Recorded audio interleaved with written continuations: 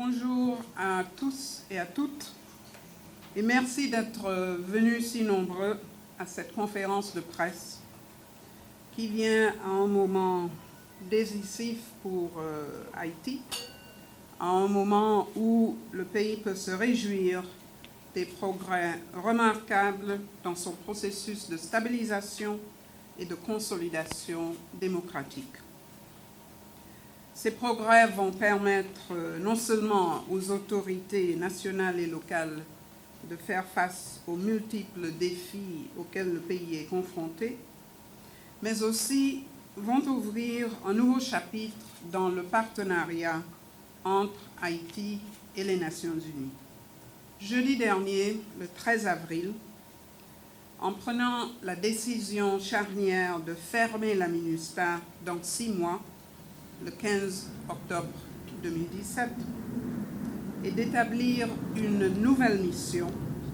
réduite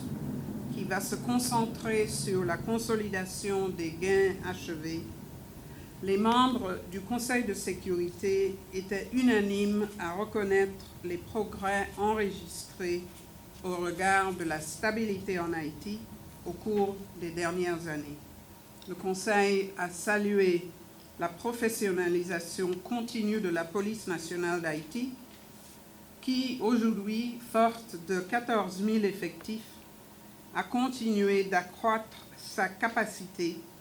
notamment dans la planification et l'exécution d'opérations complexes, dont la sécurisation des élections ou l'exécution des tâches de routine dans la lutte contre la criminalité et pour le maintien plus efficace de l'ordre public. Du fait de ces défis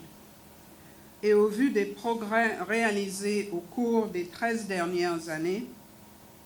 le Conseil de sécurité est arrivé à la conclusion que le moment est venu de remodeler le partenariat entre la communauté internationale, les Nations Unies et Haïti, en vue d'assurer la consolidation de ces acquis. La résolution 2350 prévoit donc, en plus de la fermeture de la MINUSTAH, la mise en place d'une nouvelle mission, la mission des Nations Unies pour l'appui à la justice en Haïti, établie pour une période initiale de 6 mois, du 16 octobre 2017 au 15 avril 2018. Cette nouvelle mission, avec un effectif et un mandat plus réduit, assistera le gouvernement d'Haïti dans le renforcement de l'état de droit, apportant un soutien opérationnel et technique à la PNH dans la mise en œuvre de son plan de développement stratégique 2017-2021 et un appui sur la situation en matière de droits de l'homme pour en rendre compte et l'analyser. Elle sera composée d'un maximum de 7 unités de police constituées, au lieu de 11 actuellement, qui seront déployées dans 5 départements, ainsi que 295 officiers de police individuels dans les 10 départements,